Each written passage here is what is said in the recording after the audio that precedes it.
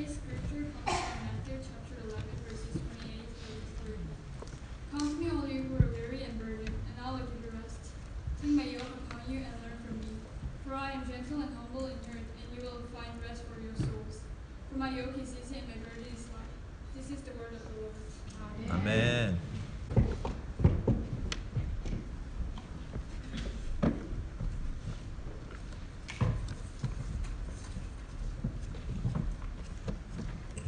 Good morning. Good morning. Today's sermon's title is Come to Me, All You Who Are Weary and Burdened. And I say again, Come to me, all you who are weary and burdened. Today, this specific phrase or verse was in my mind for the past couple of weeks, and there is a reason. And guess what? I was weary and burdened. First of all, there was a separation in my family, not like a serious one, but my wife and my son had visited Korea for 6 weeks. And at first, it was great. But after some time, I started to feel the void they had left in me.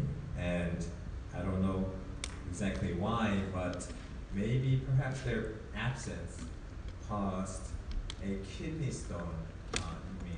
And I went through a great deal of physical pain. And not only that, there was something else that was burdening me, and that was something spiritual, which I'm not going to go into details about. However, I was physically at a record low, and I was spiritually as well really low at the time. And this verse came into my mind, and that's what caused me to actually come to Friday prayer meeting, which I've never done before. And at the time, I came and I laid everything before God. And after an hour of doing so, guess how I felt? I felt lightened. I knew that my burden had been tossed to God and Jesus. And Jesus had taken my burden away from me. I was really surprised at how easily my burden had been casted upon Jesus, because it was actually weighing me down really hard and heavy, and I was really struggling. But just that hour of prayer did such an amazing thing in me.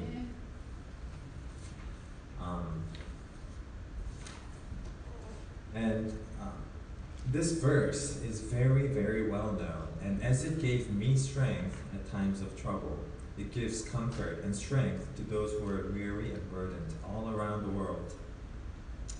However, I didn't realize what verses followed after verse 28.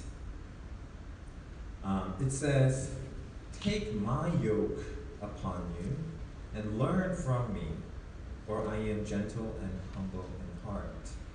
And I was like, take your yoke on me. Do you know what a yoke is? Yeah? Yeah, some people may know, and younger generations, if you did not grow up in a farm, may not know it.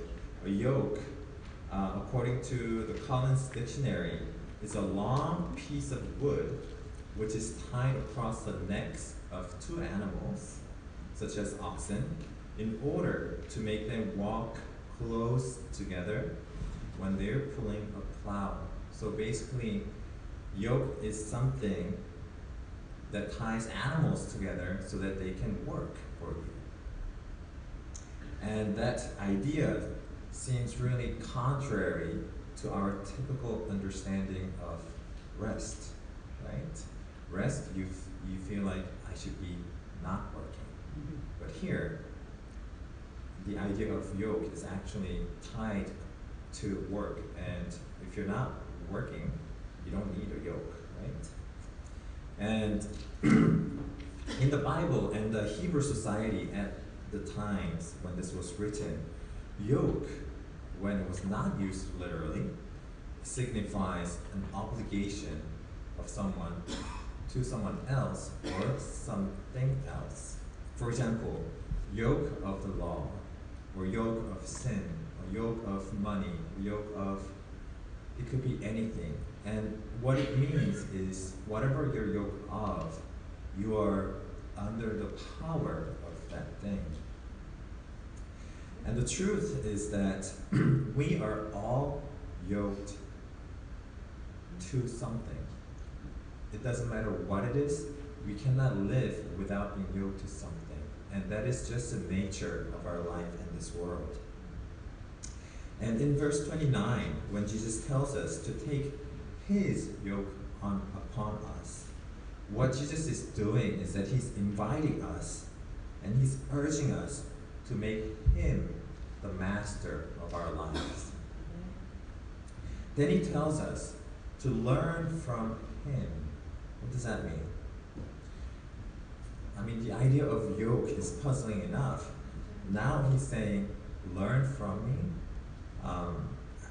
When I first read this verse, I couldn't really tie the idea of yoke and learning together.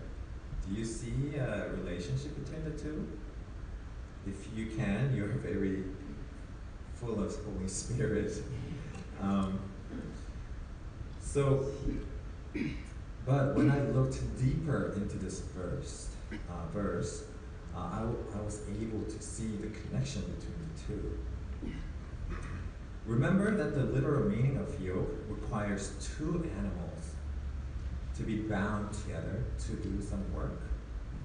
So what Jesus is telling us is that when you take Jesus' yoke upon yourselves, Jesus will be right next to you. The first animal is you, and the second being is Jesus.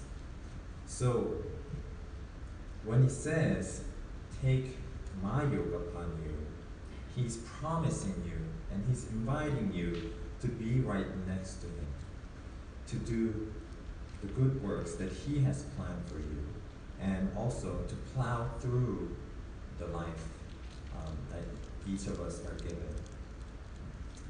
And because he is tied next to you, and because he's together and he's pulling the yoke together with you, therefore he can say, learn from me. Learn from me signifies that he's a teacher. He wants to teach you something. And if you are teaching anybody something, usually the teacher knows a lot more things than the student, right? Whomever you're teaching. So whatever the subject might be, if someone is teaching you, he's been through whatever you're going through right now. And he knows how to navigate the subject you're trying to learn. And in this case is the subject of life. And also, after that, he says, for I am gentle and humble in heart. Here, what he's saying is that he's assuring us that he's a good teacher who is gentle and who's humble. Meaning that he will not be like the slave drivers who will make you do all the work of plowing through life. On the contrary, he is humble. So he will not just order you, but he will be yoked together and help you plow through. He will also do the work, but not only doing the work, but he will do the most amount of work for you. So once we realize that Jesus is with us, and he's right next to us, and he's bound together by yoke with us in life, and who will not make you do the work, but who he will do the most of the work himself. When we remember this, the remainder of the verses make perfect sense to us.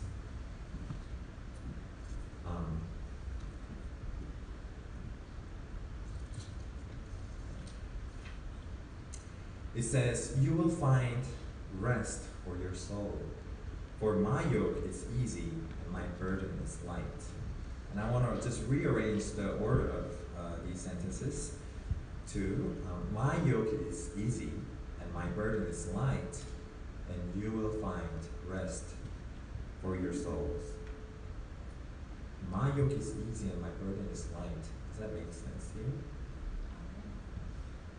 It may or may not, but let me clarify this for you. Because, as I mentioned earlier, that Jesus is the one who's doing the work here. Therefore, comparatively, you feel the work is light and the yoke is easy. Not because, as many people misunderstand, if you come to believe in Jesus, all the burdens, all the heavy things and wearies and worries and issues in your life become lighter by magnitude.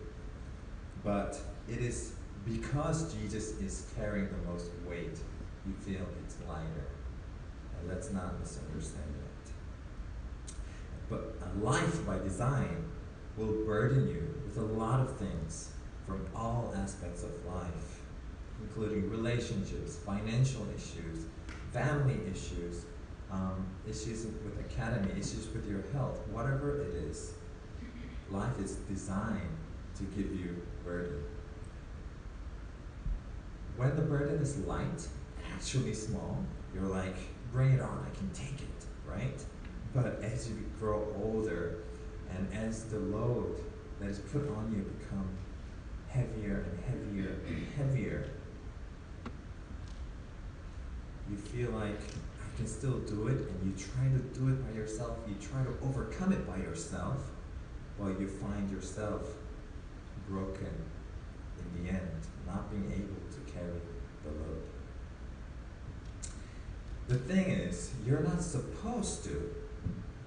You can't. You're not able to carry all that. You're not meant to carry all that burden by yourself.